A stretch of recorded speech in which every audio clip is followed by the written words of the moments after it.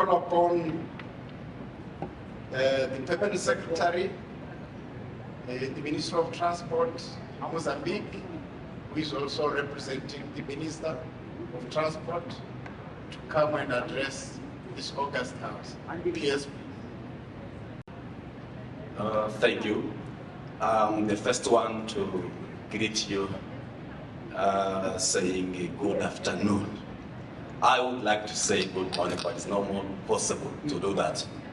So I'm saying good afternoon, and then maybe in Portuguese you'll be aware how we say it. Boa tarde a todos.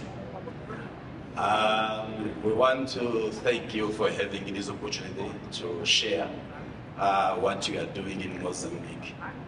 I'm standing here on behalf of Minister Mateus Magala, that is the Minister of Transport and Communication in Mozambique. So allow me to present his warm greetings to everybody who are here, and all protocol observed for all my colleagues of the Pioneer. I would like to go also in Portuguese to allow my colleague to take their sets, but to shorten the time, I will do my best to say a few words in English. And I apologize if I don't say it correctly, either because I have to think on my mother tongue, translate to Portuguese, then translate to English. So my apologies on that. But as I am from the Ministry of Transport and Communication, I have to communicate with you. In our sector in Mozambique, we do present and approve 3 or 5 priority or strategic priority to push on the transport sector. We are talking about the mobility as one, second is safety of transport, the third one is accessibility, the fourth one is connectivity, and the last one, but not least, it is the reforms. In all these 5 priorities are guided by 2 main pillars. These 2 pillars are, first one is to develop the infrastructures to answer the demand, national demand and regional demand, where we show our commitment for the regional integration. At the same time, by having those infrastructures in place, the second pillar is that all our infrastructures must be efficient and competitive.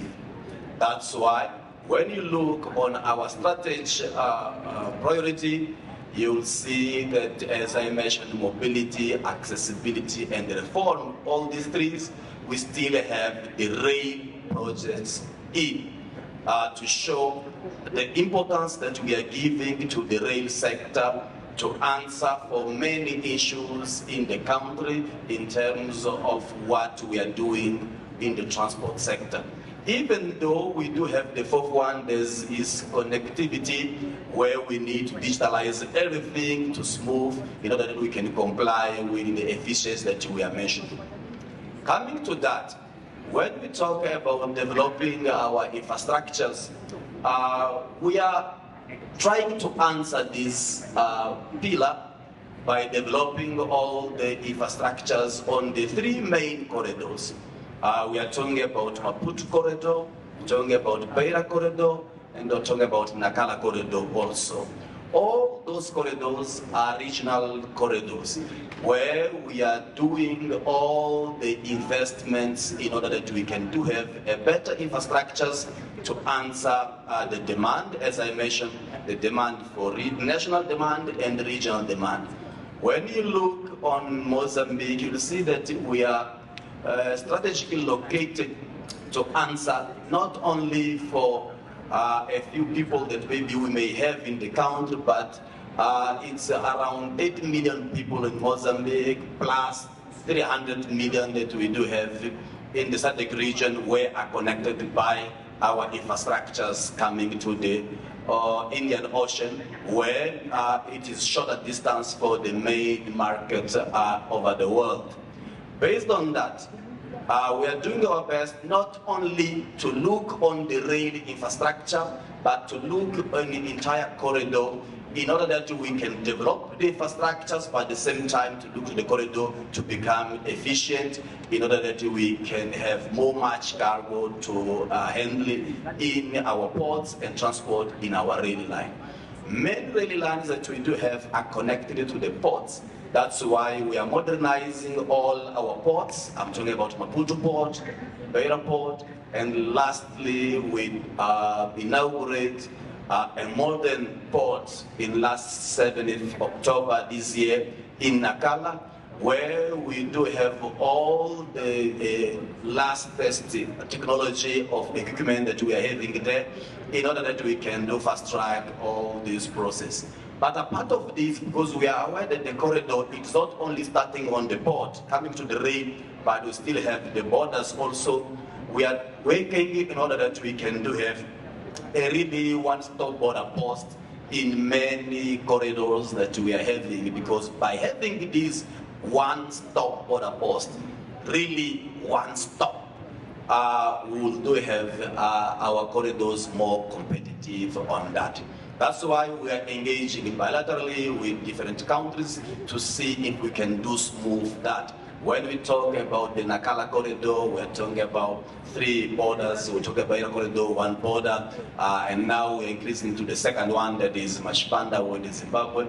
But at the same time, we're talking about the Libombo one, that by doing all what we are doing in terms of infrastructures, in terms of bringing the digitalization of the border, we were having around 800 trucks per day, but by doing all those facilities, we do increase the number of trucks that are going to the Maputo port, and now we're having around 2,000 trucks per day.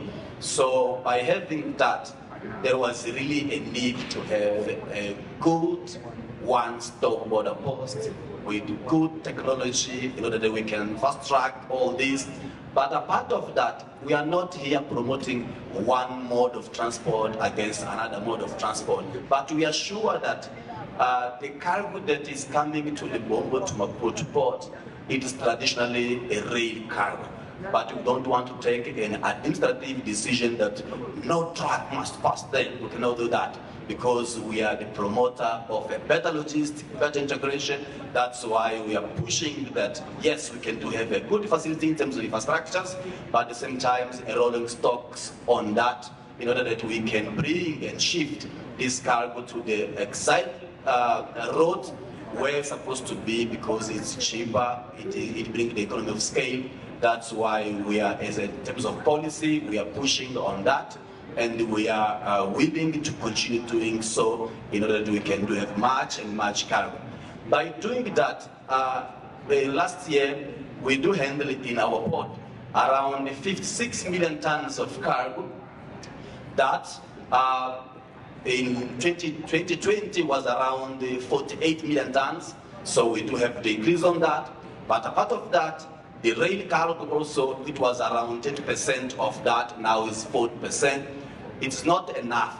We still need to have much. That's why we are still promoting it to do much investment on this sector as a rail sector to answer this, because we are sure that the development of our countries, it depends on rely on these infrastructures.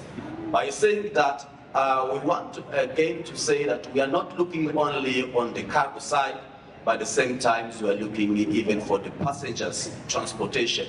We are sure that in many sectors or in many areas, the passenger transportation by rail, it must be subsidized because the cost is high, but there's no development without mobility. So that's why we are pushing, and in terms of policy, we are bringing that. Coming to that, saying at the end of my remarks, saying that in Mozambique, as we mentioned, that we are having reforms. The reforms are not only on the public sector, but even though on the private sector, to promote them to join us. We are promoting in the PPPs for the public domain infrastructure. We're talking about the rail, ports, airport infrastructures, but at the same time, so we are talking about the private sector to operate on the rail side, even if it's not a PPP, but they can do operate. So we are promoting that we can do have much people joining us, because we are aware and we are sure that by ourselves, it's not easy that we can use our own money to do that. But we are sure that there is a return back on those processes. That's why we are developing other projects apart of what I mentioned in different corridors. As I mentioned, the Sandal Sewa, we want to double the line on the Mashipanda line. We are concluding the infrastructures. As I mentioned on the Nakala, we concluded the port. But apart of this, we are developing other projects like the Makuzu one that is on the Zambezi province, in the central region, but at the same time we are looking for other projects like the Shobanino one that must be developed within Botswana, Zimbabwe, and Mozambique in order that we can continue promoting the integration or the regional integration. By saying that, I want to thank you, all of you, by listening to me on that, and saying that Mozambique is welcoming everybody to do the investment.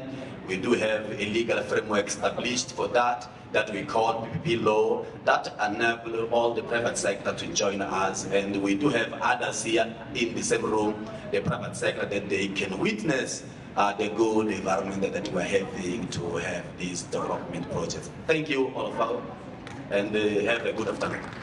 More time.